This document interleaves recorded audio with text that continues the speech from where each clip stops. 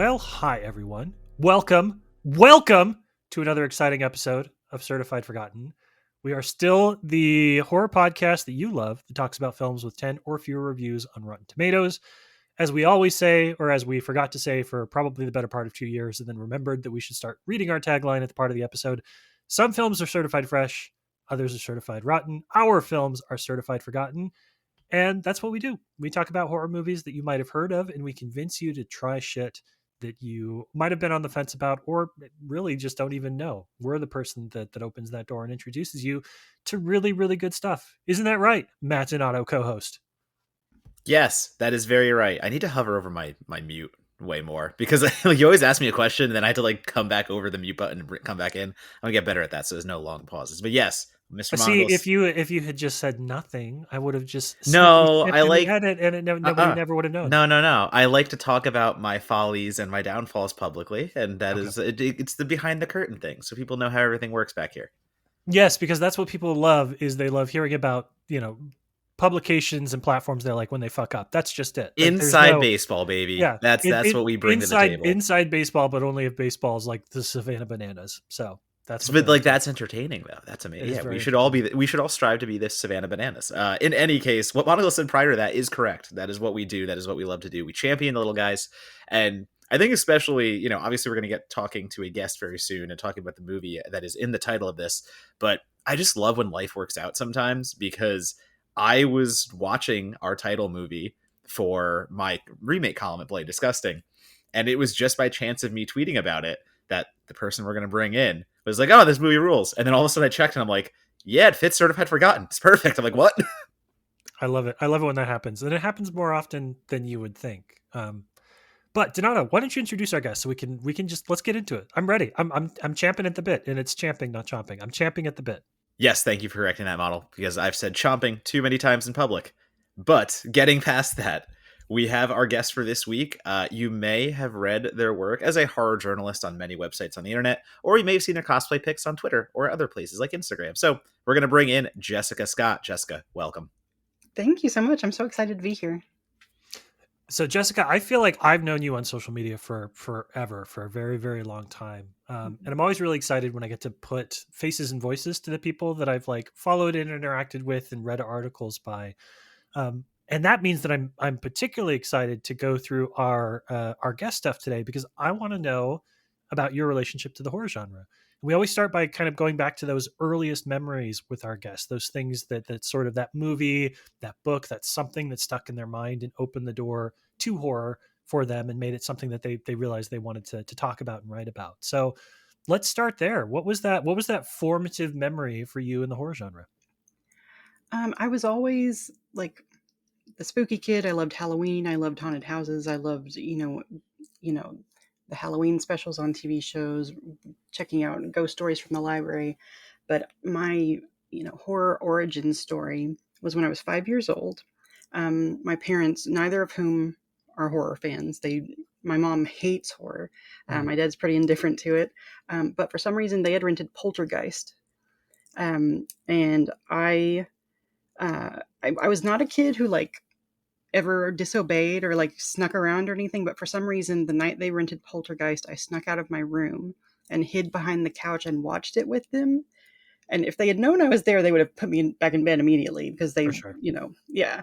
But no, I like peeked around the couch and watched it. And I remember I was just amazed. I was enthralled. I fell in love with it. For years, I didn't watch it again for a long time. And most people will be like, oh, yeah, the clown scene.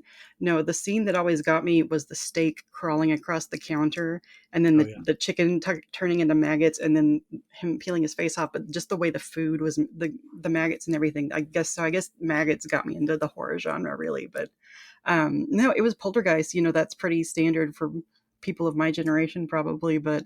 Um, but yeah, I was just, especially haunted house movies are my absolute favorite subgenre. I'm a huge Yeah. slasher girl, but haunted house movies really have my heart. So I think that's where it started, and I was as a, kid moving into my teen years, I was super cool and just like stayed home every night watching TCM instead of like going out with friends. I would just like watch movies all night. So I watched like The Haunting on TCM. I watched Peeping Tom, and I started watching all these classic horror movies. So I love like 60s and 70s movies are my favorites, but I watched a lot of silent movies. And so I just got more and more into horror as just I was kind of a video store zombie. I was always renting movies. Yeah. I was always, my friends were into horror. We would have horror night movies, or horror movie nights rather. And a lot of the movies that I'm obsessed with today were like slumber party movies, like April Fool's Day, Black Mm. Christmas, Friday the 13th. Um, and, I've got so many formative memories with those movies, and with probably, I always, when I'm thinking of people, like if I'm feeling particularly thankful, like, oh, I got a byline that I'm super proud of, or, whatever. I always think of people I want to thank. And one of those people is always Toby Hooper, because of Poltergeist, but also Texas Chainsaw Massacre, because I watched that when I was probably about 15, so 10 years later. And I, I remember where I was sitting in the room, not just the room I was sitting in, but where I was sitting, what I was wearing, what time of day it was. Like it was the exact perfect time of day because the sun was coming in through the window just the way it comes through in the movie. And Yeah. I felt my world tilt a little. Like that movie completely changed my life. So, Poltergeist set me on the path, but I think Texas Chainsaw really kind of opened up my conception of what horror could do and what it could be and what it could show people. Um, and it was just over from there. Like I was obsessed with horror, went to horror cons as soon as I could, and I've just been obsessed with horror ever since. I want to ask you about the horror conventions piece since you brought that Mhm. up.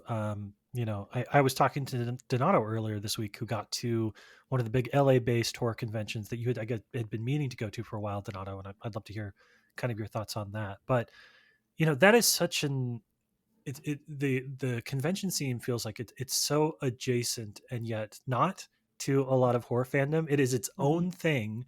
There is a Yeah. culture that surrounds horror conventions that is different than a film festival culture or anything Yeah. like that. It's Mhm. very driven by cosplay and things like that too.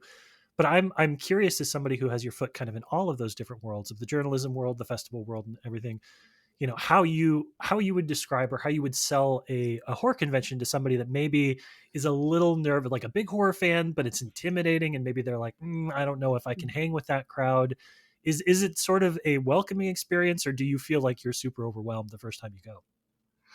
It's very welcoming. It's probably overwhelming just the scale of it because there are a lot Yeah. of people, and uh, I actually have not been to a horror con since I became a journalist or since I started doing cosplay. All of this was before I started writing about movies or dressing up. This was just me as a hardcore fan. Um, I've been to um, the first one I ever went to actually was both a film festival and a horror con. It was kind of the best of both worlds, but it was very Yeah. small, very local. I live in Arkansas, so we're not quite the major film Not quite area a that. hotbed for Yeah, cinema. Yeah, that's fair. That's not fair. quite. So I've been to some really big cons outside of the state, but I've been to some small ones here. The one here locally was a great way to start. I would encourage people, not just if it's going to be your first con, not just to get your feet wet, but also to support your local scene. Because if you don't go to those things, they won't have them anymore. If you live in a small place or a place where things like that don't usually happen, support it as much as possible if you can. Um, but yeah, it's a very welcoming atmosphere.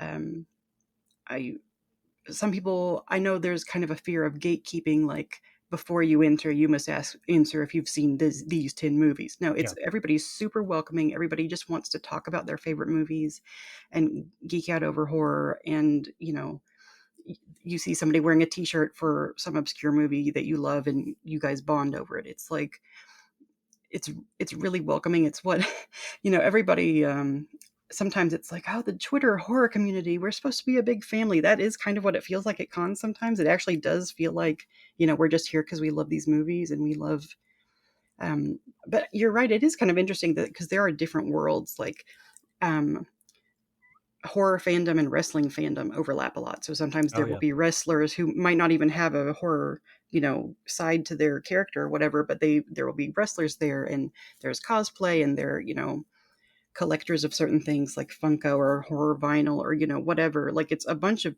Venn diagrams, kind of meeting in the middle. Um, but it's super welcoming. Save your money and bring cash. Make a list of people that you want to meet if there are like celebrities, like, uh, and be prepared to wait if it's a large con. But one of my favorite memories was I went to Texas Frightmare when Dario Argento was there. They were having the Suspiria reunion. And this was before I had my Suspiria tattoo. I really wish I'd had it when I had met him. But I sat in line for 5 hours waiting just to say hello to him and shake his hand and then walk away. But I would have waited 10 hours to shake his hand, and just say, your movies mean the world to me. Thank you so much. Yeah. And walk off. But, I was waiting in line with other people who wanted to wait 5 hours to meet Dario Argento. And we were just talking about movies we love, his movies we love, other things, and, getting to know people in line, and just connecting with people, because you can feel kind of isolated as a horror fan, especially, if you live somewhere where you don't have a big film scene, or you don't have a big whatever scene, if it's a smaller town or a smaller state or whatever. So just being able to connect with people and bond with them over things you love, or introduce them to things you love, like, hey, what's that tattoo, what's that shirt, what's that pin, whatever. um, and just hear people's stories, like, you're asking me, how'd you get into horror, tell me about your experience with it.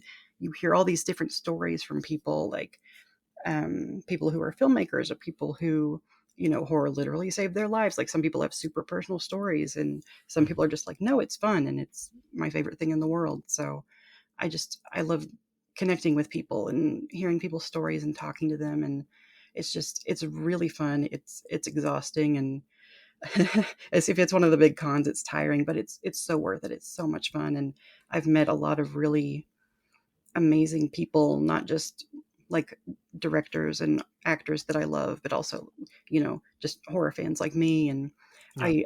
I can't wait to go back to a horror con and a film festival now that I'm writing about it, because I can't wait to see what it's like now as opposed to how it was back then when I was strictly a fan. Mm.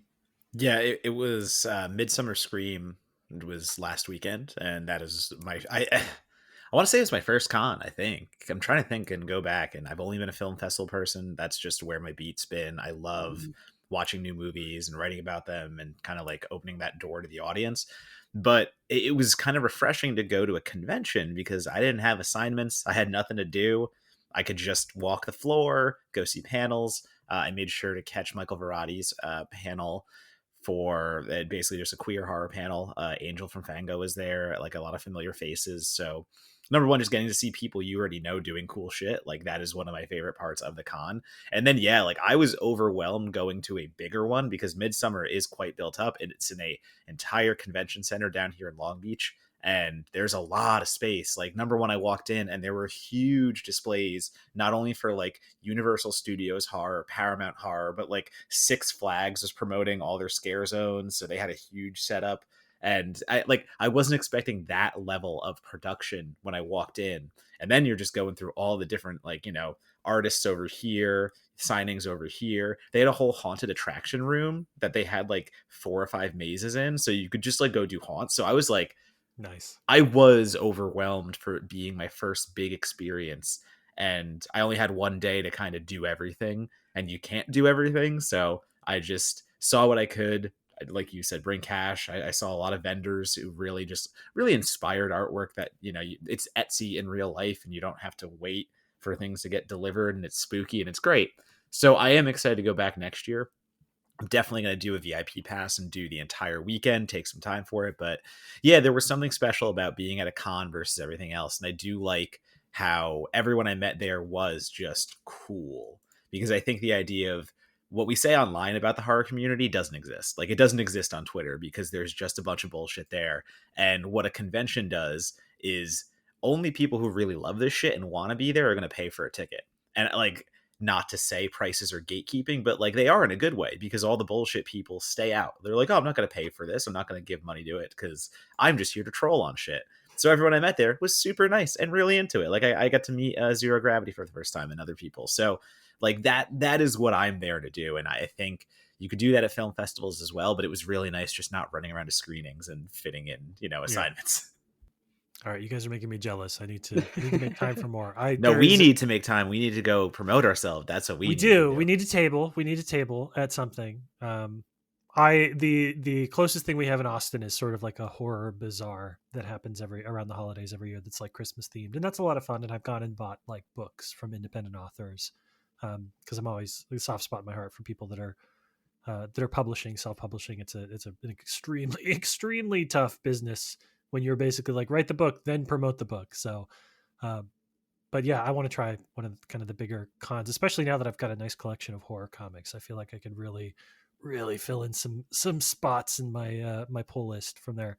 But I could go on about that. That aside, I want to talk a little bit about how you got into writing too, specifically Jessica, because I know that you shared your story on social media and other places about in 2017, kind of like how you launched your own site and kind of entered this particular world. And I'll welcome you to share any kind of version of that story that you would like to with this audience. But I'm always fascinated by the small but significant gap when it goes to writing and talking about cinema, writing and talking about horror among your friends, like informally, to saying like I feel like I want to just put stuff out there and see how people respond to it. That's such a in a lot of ways that's whatever level you're writing at, that's a pretty significant leap, and it's a pretty it I remember early in my career it felt intimidating to be like, oh, like why does anybody going to care about something I have to say? It's a leap of faith for sure. So talk a little bit about your leap of faith. Um, Mine was, gosh, kind of out of necessity. I was at the time I was married.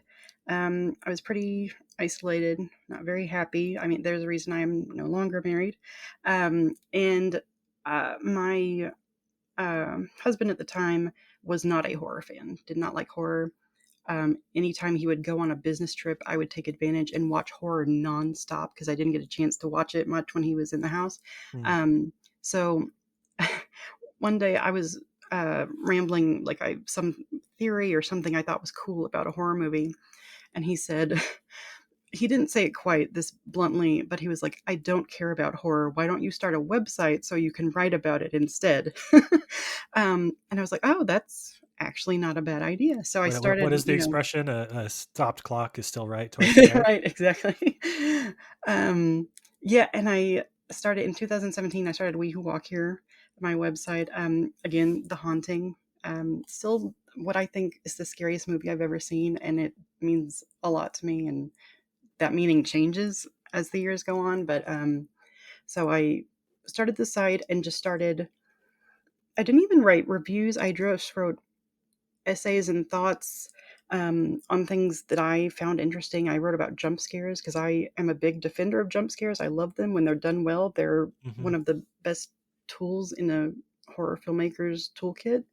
And just, little things, but I wrote sporadically. I didn't know what I was doing because I was really isolated. It was just, I didn't have any friends. I was in a town I didn't care for, in a relationship that was not healthy, and um, just kind of limped along. And then pretty much the pandemic hit. I got divorced and moved back home in 2019, and then in 2020 the pandemic hit, and I thought, I'm, you know, I'm divorced, I'm living with my parents, there's a pandemic, things aren't going to get worse.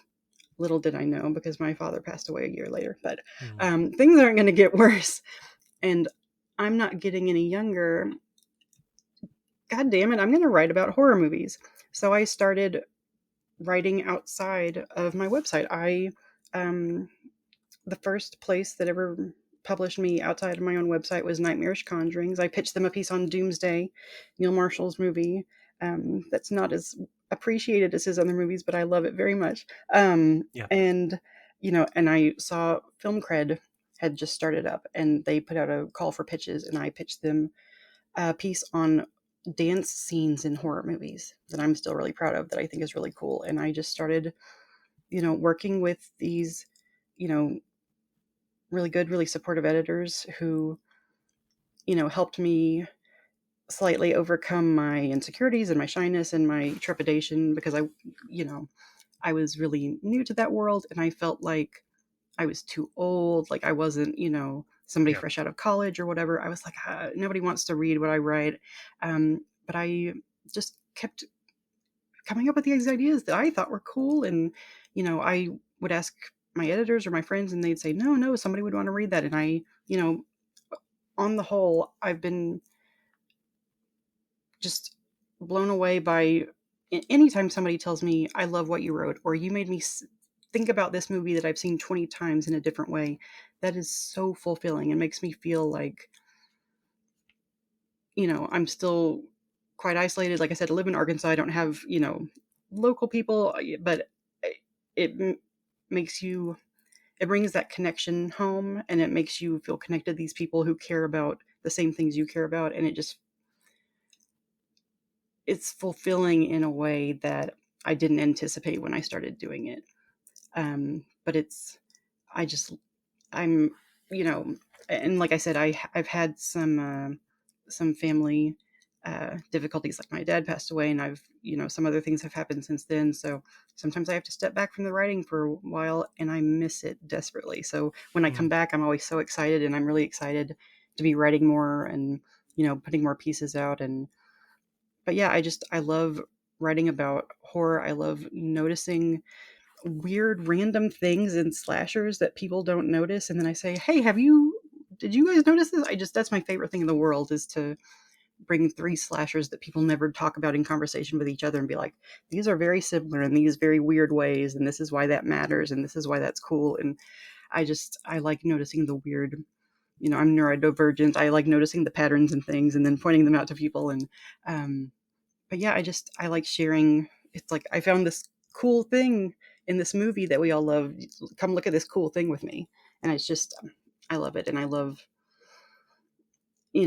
talking about like, um, how horror is a lot more feminist than people think it is. Horror is Mm. very queer, and some people don't think that. Like pointing out these things, like you don't see how important this genre is and how smart it is. And I'm not talking, obviously, anybody listening to this is probably not one of those people, but I just love, finding those little, kind of like, because I mean, I've written two pieces that are certified forgotten. Like I finding those hidden gems, or pointing out, this movie is not so bad it's good. It's just really good, and here's why it's good, and you should watch it, and things like that. I love the weird little hidden things, or the things that somebody might not notice, and just pointing those out. And um, yeah, and that brings us to today, and I hopefully can keep doing it for as long as possible, because I really love it, and I don't think I've ever found anything that made me feel like I was doing what I was supposed to be doing in life quite like Yeah. this. Is the cosplaying extension of that as well, in the sense that, what you said before about speaking, I forget if it was you or Monocle, but like conventions, I feel like people save up their cosplays for a big convention or a big public reveal or something like that.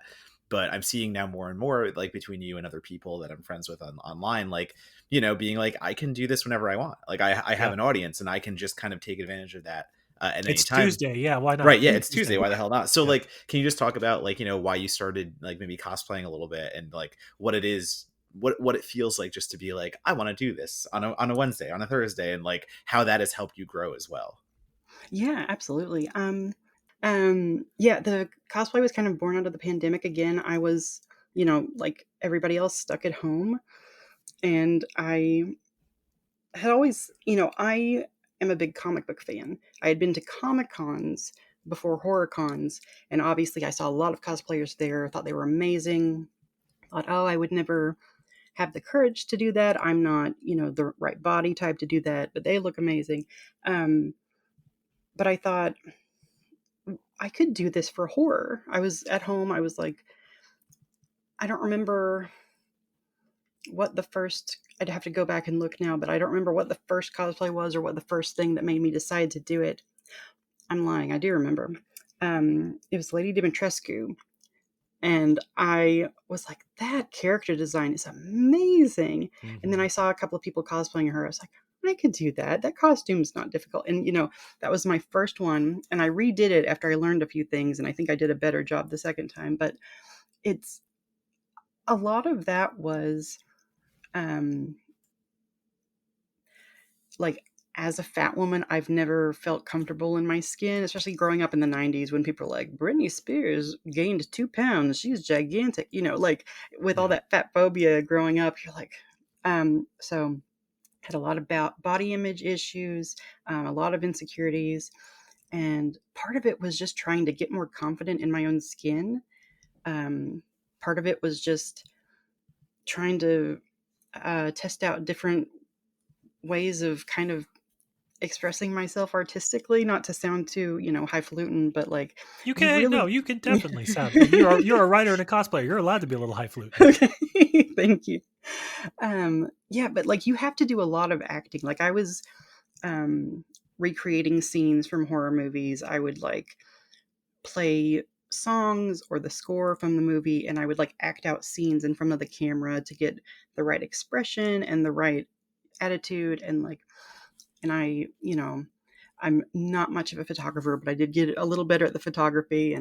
But yeah, it's just kind of a way to bring your favorite characters to life. Like you get to embody, Judy from Sleepaway Camp for an hour or, Hmm. whatever, and just get into these characters. And it's an acting challenge and a makeup challenge and a fashion challenge. And um, it's just really fun to live in that world and try to bring those people to life. Like I got to do Isabella Johnny from Nosferatu the Vampire and really try to get that haunted look. And just I really like.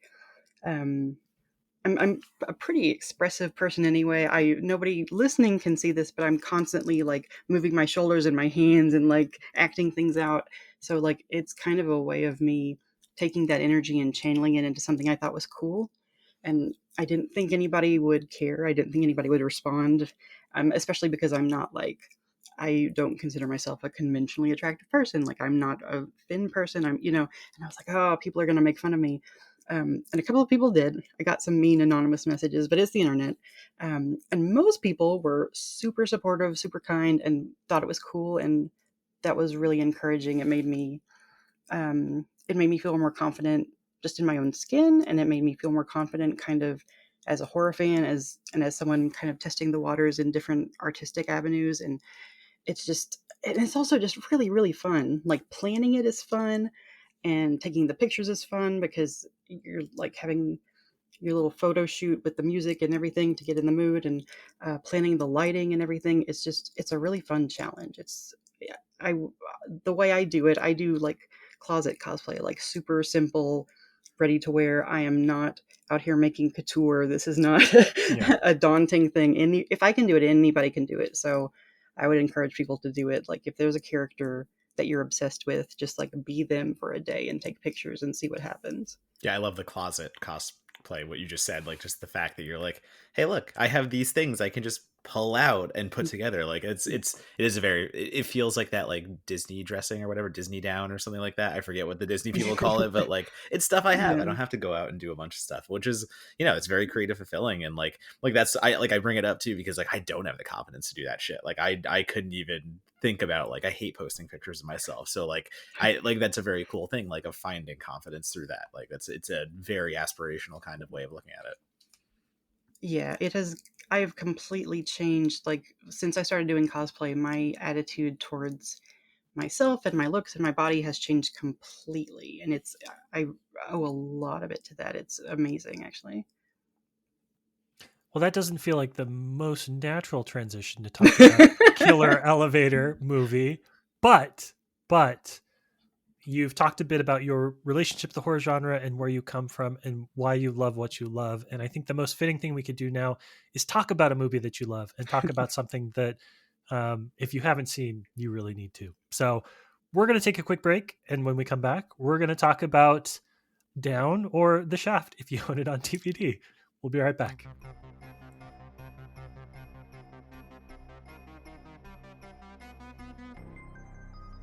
Hey, thank you for listening to this week's episode of Certified Forgotten. Just a friendly reminder that you can sign up for our free Patreon at www.patreon.com/certifiedforgotten. Anyone who signs up as a free member will get a copy of our weekly newsletter where we run down the articles and podcast episodes we published in the past week. It's a great way to stay on top of what's going on in our community and the really cool horror criticism that we're publishing. That site again is www.patreon.com/certifiedforgotten. Sign up for free today. All right, welcome back. So we're going to be talking about Dick Maas's Down or The Shaft. I feel like we really need to establish which one. Can we say right now before we get started? What do we want to call it? Down. I Down? want to. I want to be it's the first one. It's what it is. They Theatrical renamed it. purist. Yeah, Okay, I'm a purist great, there. Great. I can't imagine why they renamed it. We'll talk about that later. We're going to talk about Dick Maas's Down. A quick synopsis for those of you who have not had an opportunity to see the film. Nobody would call Mark Newman's civilian life a wild success, but at least he has a job. In fact, Newman's work as an elevator repair technician is one of the few things he does right. He has a real knack for machines, which is why he's part of a team sent to investigate a series of escalating incidents at the Millennium Building, the film's loose stand-in for the Empire State Building. But when people start dying, and dying in bunches, as a result of the elevator, Newman must team with opportunistic journalist Jennifer Evans to figure out the dark forces at play. Also known as The Shaft, Down is a remake of Dutch filmmaker Dick Maas's 1983 horror film The Lift, and without question, one of the most ill-timed movie releases in Hollywood history. We are gonna fucking talk about that, I promise. But before we get to that point, I know Donato talked a little bit about the timing and how this just happened to be, right place, right time in terms of selecting it. But Jessica, what makes this a movie that you were like, I would love to talk about this on Certified Forgotten? What makes this a perfect Certified Forgotten film for you? I'm so sorry. This movie has such balls. Like, it is so audacious and so wild, and I think it should have 1,000 reviews with 100% fresh rating. But it is a celebration of the ridiculous, and I love it very dearly. And I'm very excited to get into it. Donato, you were literally like, again, we record with cameras on. You are like glee. There's a level of glee at play here. It's the only word I could use to describe it as glee. There's a level of glee right now that you have to talk about this movie that I want you to unleash onto the rest of the world. Yeah, no, I fucking love this movie. It's so bad, but in one of those, listen, I'm the guy who loves Demon Wind. I'm the guy who'll go to bat for those kind of movies. So when I watched Down, I'd seen The Lift before, and I'd seen it a few times. So in my column, Revenge of the Remakes for Bloody Disgusting, what I do is I take an original movie and I take its remake and I do a comparison and just talk about, like, not like which is better. I like getting into the nitty gritty of, like, okay, so why did they remake it? What kind of differences do they take? What is the justification?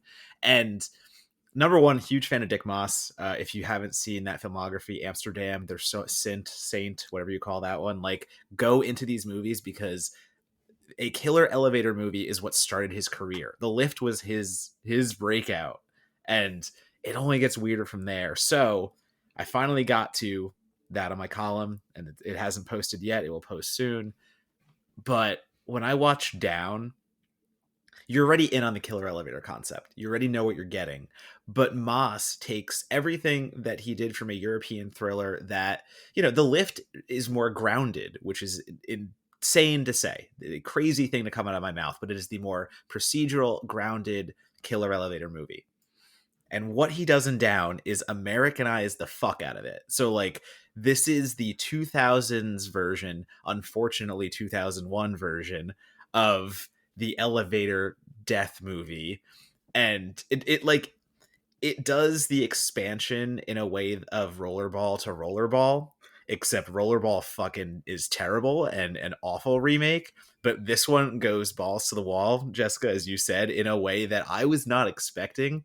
And it's so full force into its conceptual absurdity. It knows what it is. It's one of those movies that from the very start, it knows exactly what it is. It's never going to hold back. And that is going to turn some people off. but it's also why I am so giddy to talk about this movie, and why Jessica responded immediately to me like, Mhm. oh, I love this thing. And I was like, yeah, you know who else does? Christine absolutely loves this movie of Certified Forgotten Fame.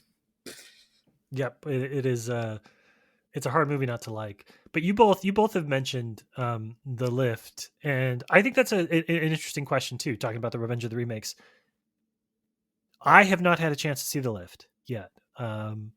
Was meaning to watch it before we recorded, just didn't have a chance to get to it. And I want to ask you, and Jessica, we'll start with you. Do you need to watch both? Is this the sort of thing, like, if you're going to watch Down, is it a film that you really should make time for The Lift too, so you can kind of appreciate them as two films sort of in conversation with each other, or is that not even a requirement at all? Because it's a rare thing for one filmmaker to remake their own movie, right? Like the most famous horror example of that is, I guess, Sam Raimi, maybe, right, in terms of like remaking a movie. Although Brad McCarg would yell at me. Well, Uh, Funny Games. Funny Yeah, Games well, is all a right, Funny both with Games is a good one Naomi too. Watts. Yeah, that's right. fair. Yeah. That is fair. I shouldn't explain. I should not. I shouldn't remake explain to you, The Denali. Grudge, Thank maybe you. we can Thank throw you. The I Grudge appreciate at it. you. But it's a rare thing, right? So should fans go seek out the original, or can they just do this one? Can they, like, dive right in face first into the American version? I mean, I'm never going to try to dissuade for someone from going to see a movie, especially when you're comparing remakes, because I love doing that too. But Yeah. um, I I am also never going to tell somebody not to dive face first into Down, because that's the only way to approach this movie, is just dive in, have fun. I don't think it matters which order you see them in. I saw Down first. Um, and I've only seen The Lift once because I just keep watching Down again. Hmm. But yeah, I would say watch them both, but you don't have to see the original first to appreciate the lunacy of Down. Yeah, I will double down on that Wah, and wah. say they are both wonderful movies, but you're watching them for different reasons. You're watching The Lift, De Lift, to watch. Again, I keep saying like the more straightforward, the more just conceptually sound take on a killer elevator movie, because it's more about the relationships. It's more about this mechanic. He's less going crazy and more a detective, and that's what even makes it crazier, is like he's investigating. The conspiracy is alive in The Lift, and I love that, where I'm gonna turn on Down when I have my friends over and we want to have a bad movie night and we want to laugh our asses off at a kid on rollerblades getting swallowed, or not even swallowed, like sucked in by an elevator that rockets 100 floors in 40 seconds and then spits him out over the observation deck. Yeah, that's why I'm watching Down. So I think the things that you learn really quickly when you sit down to watch this movie for the first time, like I did for this podcast, is there were two things that I took away from it that I think we can talk about. One is that the cast is a lot better than you think it's going to be. It's a very of its period cast, right? 2001. But you've got Naomi Watts, of course. You've got James Marshall, who is a name among certain types of film and television fans. Maybe not in the mainstream, but you have Michael Ironside, Dan Hedaya. You have Ron Perlman. So there's a lot of recognizable talent that are showing up in the movie. And I think the thing that I was struck the most by, and I don't know if modern cinema has just broken my brain, but this movie is beautiful. And I don't know if that's just like a harbinger or like a thing about like this is the last generation of stuff shot on 35 millimeter before everything went digital. But like the way that this movie portrays New York is gorgeous. New York looks incredible in this movie, bustling and run down, and this gorgeous architecture and these posh insides of buildings, and also like scummy in all the right ways. It is such a it is a version of what we think of as like 1980s New York, but run through like a 90s, early 2000s sensibility. And I'm, as weird as it sounds like this, I'm hard pressed to think of a lot of movies that have made New York look better than this particular movie. So cast, the look and feel of the film, like what is the thing for you, Jessica, that really stands out as like the element of this movie that you're like, this is what I love the most about it? Well, you kind of touched on it. It feels like an 80s script written by someone with an imprecise command of English, Hmm. filmed in 2001. It is fascinating. Like the dialogue stilted. It's entirely ADR, which is I'm a huge fan of giallo and 70s Italian films where everything's dubbed. That is a um, uh, what's the expression? That's a selling point for me. That's not a flaw. Yeah. So I'm very charmed when I see that. I just the level of artifice, like you were talking about how beautiful it is. It's like, oh, remember color and light in movies? You know, Yes. there's this like artificial sheen to the whole thing, and I don't mean that as an insult. It's just very No. appealing. Like there's it's bizarre in an interesting way. It's really compelling, and there are so many inappropriate sex jokes. Nobody acts like they would in reality. Everything's just a Hmm. little off kilter, and I'm just completely obsessed with it. I mean, somebody has a shotgun or a bullet wound to the head, and then their car catches on fire, and everybody accepts that he committed suicide that way. Like this world is just a little bit different from ours, and I'm Hmm. completely obsessed with it. But yeah, that's my biggest thing is that it's like it's 2001, but you go to a Dutch hotel as an American and you watch a commercial or a movie and you're like, what in the hell do Dutch people like? You know what I mean? So that's how that movie is for me. And I love that you brought up the lighting thing because like I my tele like modern cinema and television is gaslighting me into thinking that my television is bad. And I Hmm. watch movies where like stuff is shot at night and I'm just like I'm getting to a point where I'm like I really need to like I need to go into the settings and clearly there's something off and I need to fix it. And then you watch a movie like this where a lot of it is shot at night, but again, that like veneer, that artificial sheen, that soundstage nighttime, like lots and lots of like the big row of lights that you know is just behind the camera, right? That is keeping the entire thing lit. And I'm like, oh no, nighttime can look good. It's just we've lost we've lost our way as Yeah. an industry. We're so focused on naturalistic lighting that we've forgotten that like for 50 years shooting something during the day and turning the tint down was a perfectly acceptable way to make night look on screen. And this movie gets that right. Like it was genuinely kind of an oh shit moment for me when I was like, oh, like I thought that I was maybe my eyes were getting bad or my television was going bad or something. It's just we have gone so far away from this style of nighttime photography and I miss it. I wish that I could show this just show this movie to every cinematographer in Hollywood and be like, this is fine. We accept this is night. You don't it doesn't need to be shot by candlelight.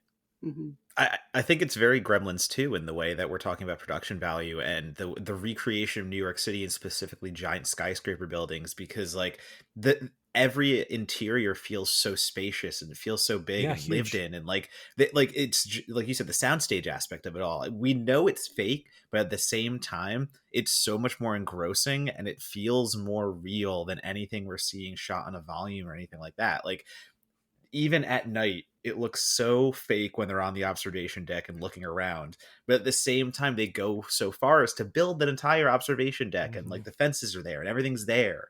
That's cool. And I really like your comment, Jessica, about kind of like the way the movie feels. Like you go to a Dutch hotel, but it's transported to America, like that, like the blend. Hmm.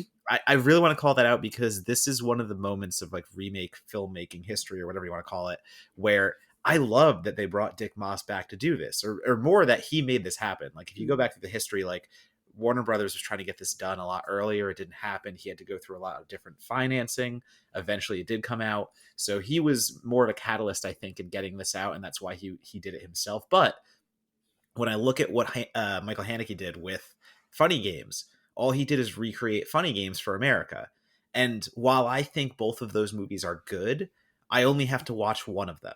I don't have to watch two Yeah. of them. And Hmm. because I'm okay with subtitles, I'm always going to go to the original because I think it's just like a grain of sand better. Hmm. But with Down and The Lift, what we've already talked about is I feel like Dick Moss got to make the version of this movie that he did not hit the first time because the first time he was proving himself, he had to obviously a lower budget, all these things.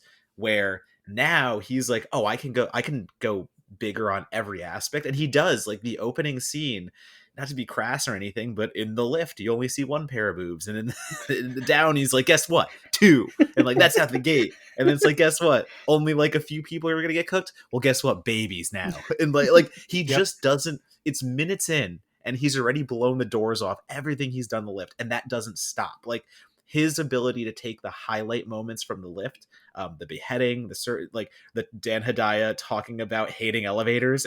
This is so quintessential B movie. It is beautiful, but he doesn't lose any of that while amplifying everything else. There's no playing it safe in this. It is what I think a remake should be in its bones. It should be a version of the prior movie that acknowledges the good aspects, but also knows how to go absolutely bonkers with it. And no one knows that better than the original filmmaker. So while obviously I will go to bat for so many remakes made by other people, because that is a whole different conversation of absolutely let someone else's vision dictate the new version of a movie. But I don't like, it's hard to go against which is better, because I really think the Dick Maas experiment proves why original filmmakers, especially international filmmakers coming to America and disrupting our system, that is the best. Like that has got like down is just what it is. Yeah. Yeah, I know and you don't always get to this is your first time on the show, Jessica. yeah. This is Donato extremely fucking fired up. This is like the most fired up I've ever seen him as the co-host of the podcast. This is the shit he lives for. Well, justifiably so, because Down is amazing. It is so good. No, I like that you talk about, like, he blows the doors off of it, because when they've got Mary Jane, the little girl dressed like Jackie Onassis for some reason, or Jackie Kennedy at the time, but after she leaves Ayn Rand Center for Tots and wanders out to the elevator, you really don't know if he's going to kill this adorable little girl, because he Yes. just scrambled a bunch of babies on an elevator floor. So we really don't know what's going to happen. And I mean, not knowing what's going to happen in a horror movie is such a luxury that we rarely get, so just the unpredictability and thinking, is he going to go for it? Oh my God, he's going to go for it. That's a really beautifully directed sequence. It's really tense.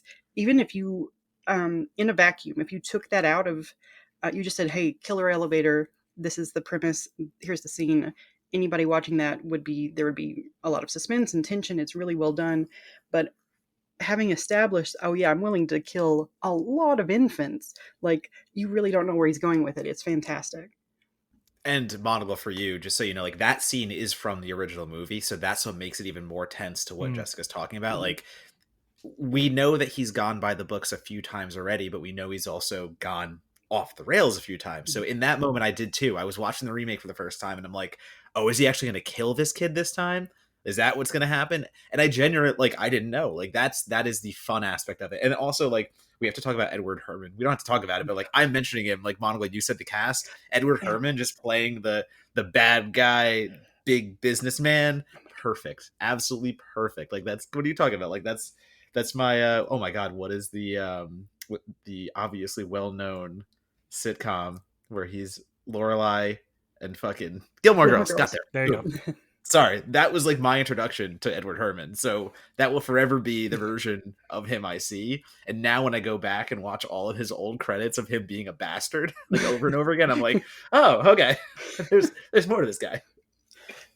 And Ron Perlman calling Michael Ironside a twisted motherfucker, like, that's worth the price of admission alone. I'm sorry.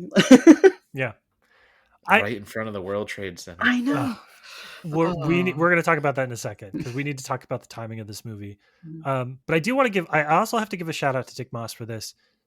I have become, since I got a dog 5-6 years ago, I've become somebody who's very sensitive to dog deaths in movies, which I sort of hate about myself, but it's also fine because, I love my fur baby more than life itself. This movie has one of the most fucked up dog deaths that I've seen in a long time, and then makes it okay, because it has maybe my favorite joke I've ever seen in a horror film, which is when they're doing the press conference after like 14 people have died, and one woman stands up and she's like, "We're from Home and Pets and we need to know more about the dog." And I was like, all right, you have paid this off to a degree I didn't think you were capable of. This is the one dog death in cinema history that I will give a green light to. I approve. Yeah, but also the greatest smash cut in history is when all the pregnant women in the elevator and it starts cooking, And right as it's about to open, smash cut to a griddle filled with sunny side up eggs Yep. sizzling. And of course, another callback. Jessica, if you want to take this, go for it. When Naomi Watts, the world's worst investigative reporter, by The the worst. way, asks a cop, "Oh, there were babies?" He was like, "Not when they got in there." It's fantastic. But that's also playing off the hospital callback in Mhm. the lift. That's the last time I'll mention how Maas is just so on top of how he wants to expand. Because something as simple as having fun in the lift when the doors open, in that particular scene that they recreate, when the doors open in the lift, it just smash cuts to a toy ambulance being thrown by the main character's kid. So like it's a fun little, oh haha, obviously someone like, that's the ambulance represents the doctor showing up, blah blah blah. And I love how in Down he's like, all right, that was a fun little callback here. What about dead babies? Like no, he just Yeah. went right from a coy little toy playing smash cut to like, no, eggs. We're gonna do eggs. Just that. And I do think there are some instances where Dick Moss, let's say maybe he could have used a little more oversight, and we see like the side of Moss come out where it is a little pervier and a little more like, all right, Mhm. that could have been toned down just a tad. I think that's better done in the lift, where here everyone is, Jessica, like you said before, they feel like caricatures You sometimes could have in gotten not away great with ways. that 20 years ago when you made the Right, first fucking movie, but in right. 2001 we're sort of like, maybe not so much. Yeah, it's like doing Porky's, but Yes. in the slasher remake boom. It's such a weird combination. I'm so fascinated by it. The poor blind guy, like like Yeah, we Yeah. had to make him right. a pervert, like Yeah. he dies horribly, and that makes it better in a way, because okay, pervert, Yeah. he's okay that he dies, but Mhm. also it's like those are the tweaks where I'm like, okay, like maybe this is the boss that we don't need to see that much of. Yeah.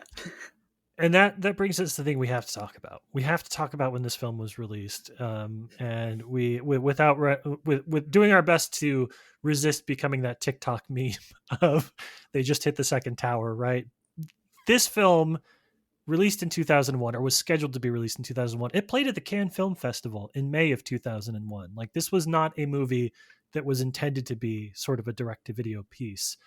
The film features the World Trade Center prominently, and the entire last third of the film is about like a group of soldiers setting up in the Millennium Building, making jokes about Osama bin Laden and talking about being able to repel a terrorist attack that might come into the building. It is astonishingly astonishingly ill-timed. So Jessica, let's start with you. Talk a little bit about trying to wrap your head around this movie and the year that it was released, and just like how cosmically terrible the timing of this movie was. I I saw this movie. I just happened across it in a video store probably right after it went, was finally released on DVD, and thought, "What the hell?" and rented it. And I think my jaw dropped, and I don't think I've gotten it all the way back completely when Amen. Naomi Watts yelled out, "Look out, Libyans!" Like, just the timing of how inappropriate the humor is, contrasted with how horribly ironic the storyline about terrorists at the World Trade Center in 2001. It's You can't believe this movie exists. Like, you Yeah. obviously, they're not making a joke about 9/11. This was made before that event happened, but the timing is so horrifically ironic. And yeah, that's probably another reason I'm obsessed with it, because I'm just like, none of this should work, but it works really well, and that somehow adds to it. It's just like, oh no, Dick Moss, I'm so sorry. Like, I'm sorry. I'm afraid I'm not giving a very coherent answer, because every time I think about this movie coming out right before that happening, I just, my mind blanks out, and it's so inappropriate. Even if 9/11 had not happened, there are so many Yes. inappropriate things. Yes. But This with movie that, would it's be a just like, problem if 9/11 yeah, hasn't happened. That is a exactly. sentence. That is a sentence to spend some time trying to wrap your head around. But yeah, Well, exactly. and I mean that, like, that's the problem. It played Can May of 2001. So May 11th, 2001, that's where it plays Can. And I don't think it comes out on DVD, or actually, I know it doesn't come out on DVD until May 20th, 2003. And that's why it comes out as The Shaft. That's why we talked about prior. I think Arts and Entertainment did everything they could to distance, or not even distance, but make people forget about Down, relabel it as The Shaft. Also, if you look at the cover with Naomi Watts, it looks oddly like the Ring cover, just with an elevator. It's Sure. very weird. They're trying a lot of marketing tactics to get this one off the ground, but that definitely is a reason where it wasn't stated out loud. I couldn't find any quotes that say it was because obviously of that, but it was. And Yeah. the weirdest part is the terrorism aspect of it all. It's a cover up. It's not like literally the shady elevator company that is making biochip basically AI elevators by accident that kill people. So you already have the AI commentary on there. Like Dick Moss is ahead of the game. He was just Yeah. so far ahead of the game, you can't even predict it.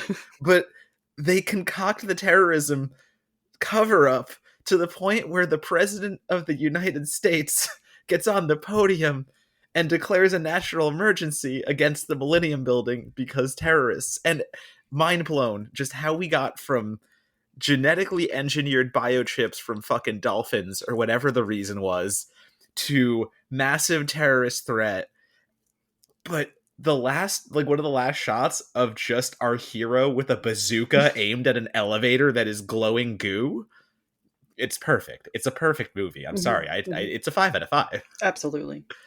It's tough. Like, I think the thing that astonished me the most about this movie is not the fact that they basically pre 9/11, the like all of the worst jokes you could make about 9/11, which is somebody's instincts are terrible or brilliant or something in the middle there. Like it's it's astonishing. The thing that I find the most fascinating about this movie, the most glorious about this movie, is like Artisan clearly went out of their way to distance this from 9/11 and change none of the third act shit. Like they were like, we're going to do everything we can to rebrand this, and we're like, and we're not going to change. Or maybe, I mean, maybe this is the edited version, right? Like maybe they were basically like, we cleaned it up, guys, don't worry, and this is what's fucking left, which is horrifying on a whole other level. But it's astonishing to me that they left so much of that, like knowing that this is a 2003 video release, that they left so much of the jokes and so much of like the bunker talk between the soldiers in, because you're just like like I watched this in 2024 and my jaw dropped at some of the stuff that was in there. Watching this in 2003, forget it. Like I don't even know how you would like. Joe Q Public watches this movie and is like, yeah, that's fine. I'm not upset about this at all. Like this movie only works because it was released before, you know, social media started to really take off. That movie, if this you move the same scenario and like you move Twitter back 10 years, it's fucking game over for everybody involved in this. I love it. I wish Twitter had existed so people could be like, this is Mulholland Drive, Naomi Watts. She's in this movie in the same year. And yet I think I like Down better than Mulholland Drive, and I really don't know how to Hell wrap my head yeah. around that, but it is what it This is. is a pro Moss household. Yeah. I Yeah. agree with that. Pro Moss podcast. Pro Mass podcast. All right. So the last question we always ask on Certified Forgotten is how we take a film that we clearly believe there's value, and how we introduce it to a new audience, and how it gets sort of its place in horror history sort of secured, and a new generation of fans to maybe discover it. There's a lot going on here with this one, and I think that despite the like by far the most we've laughed through one of these podcast recordings, this movie is ridiculous. But I don't think that that's necessarily a detriment when it comes to the reputation of this movie. So, Jessica, let's start with you. How do you think this movie ends up in the hands of people who will appreciate it for all the reasons that we appreciate it? It is hard to be like, okay, first of all, you will be offended by some of the, by quite a bit of it. But I'm just such a huge fan of movies that know what they are and know what they want to be, and where the director and the writer is just like, I am an absolute freak, and I am going to put all that freakery on screen for you, all my weird obsessions with sex jokes, and the fact that I am not American and I'm very obviously not American, just all of the weirdness combines to make it so fascinating. Like, this is, you cannot watch this movie and be bored. I'm sorry, you cannot. Hmm. And it is so entertaining, and I just I mean, I think we're very much proponents of meet a movie where it's at. Yeah. And this is such a strange, fascinating movie. It's not just, oh haha, this is a bad movie, it's goofy, let's watch. Like, this, it's legitimately fascinating. There are so many strange things going on. It is not poorly done. There are so many shots and so many sequences, like, you know, the sequence with the little girl, that's just beautifully directed, and so much of it is funny. It's not a funny despite itself. It is, when it's intentionally funny, it's very funny, and when it's outrageous, it's funny. And just, I really think people just, it's an oddity, but it's not worthy just because it is a novelty, but it's just very strange in a good way. And Yeah. I think that's how people find it, is just, if you were looking for something strange and you're willing to meet it where it's at, um and above and beyond the horrible coincidence and everything, and the, infamy for that reason. But just, if you like strange movies, if you like seeing directors just kind of go all out and put all their weirdness on screen, I mean, I can't imagine anything better than that. Donata. Well, number one, they're both on Shutter, which makes it very cool right now. It's actually how I watched both of them for the article, and right there, it's a pretty nifty double bill. You can go find a Dick Maas double. You can take that down and just see how he started with the lift and went to down. But the other thing for something like down, we always, not we obviously, as in like who we are at this little zoomy little podcast, whatever you want to call it, but we as the horror community at large, and the 2000s are disregarded. Let's just say the 2000s were not an area where we talk about a lot of classic horror coming out of there. That's more the fear.com era. That's more, the movies that people make fun of more than they do applaud. And I forever now, when we talk about 2000s horror with people, I'm going to bring up down and just be like, this is the kind of stuff that we are missing now. Like, I'm Yeah. sorry. This is so much more entertaining than anything we get today. Whether it's talking about where the budget is being spent on actual production value, whether that's letting directors go full bore for their better or worse, it doesn't matter. It's still such a unique product, and it's still dangerous in ways that I want movies to be, because you're either going to love or hate down. That there's no middle ground here. And I will watch those movies day after day. So like, what am I going to do immediately? I'm going to talk about Down as much as possible. I bought it. I literally, the day after, I went on Amazon and I found one of those stupid, like, I couldn't get it from Amazon. I had to go through a third party reseller that had it for like $50 because it's now out of print. Yeah, don't care. I want it. I need that. I'm going to show it to all my friends. This is my new Dude Bro Party Massacre 3. This is my new dog shit 2000 movie you're all going to love. I'll the only thing I'll add to that is that I think this is a real testament to the fact that so many, when movies are sort of looking back on an era, right? When we see like movies in the style of 80s movies, movies in the style of 70s movies, et cetera, et cetera. So much of them are operating where they want to use the aesthetics of B movies, but create something that's like an A-list movie. And this is the inverse. This is a movie that wanted to make a B movie and just happened to bring like A-level production design to it and create something that is like visually distinctive. And I think that's remarkable. And I think that that's something that we can learn from this film, is that you don't like, you know, you can make B movies and you can put real mainstream Hollywood effort into it, right? Like real budgets and stuff like that, and have it be an unapologetic B movie. And we've seen successes of that, right? Like I think that the last couple of years we started to see, or I feel like in recent years we started to see more horror filmmakers that are like, it's a studio film, but we're making a B movie here, and everybody kind of gets on the same page with that. And I think this is just a film that I adore for that. Is that at no point in the production where they basically like, we're trying to make a Japanese influenced horror film, we're trying to make something that has something to say. This movie doesn't have anything to say. This movie doesn't have a goddamn thing to say, in a good way, like in a way where it's basically, it's about entertainment, and it brings an incredible package to the table for that, and then tells the dumbest story, and it's perfect. It just all comes together perfectly, and I love that.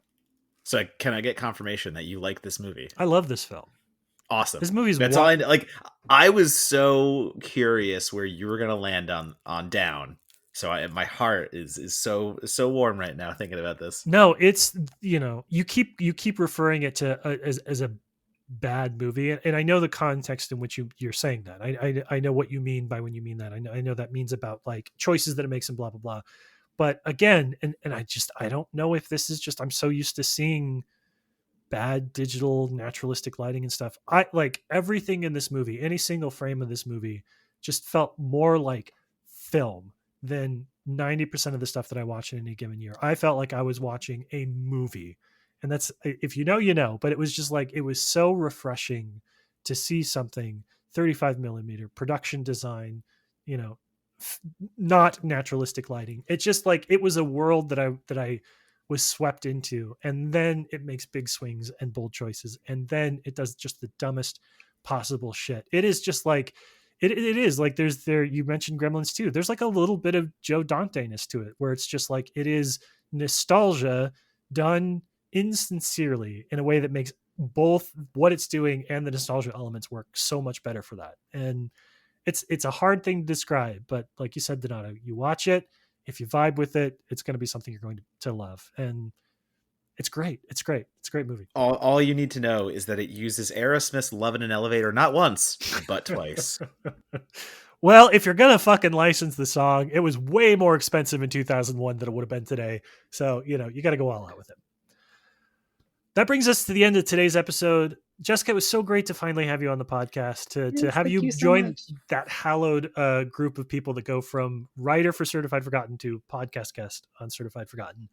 But we want to take a moment here at the end and let you promote or talk about anything you've got upcoming. If there's ways that people can follow you and connect with you. We've talked a lot about cosplay that you do, a lot about the writing that you do. What social media is best for folks to connect with you on?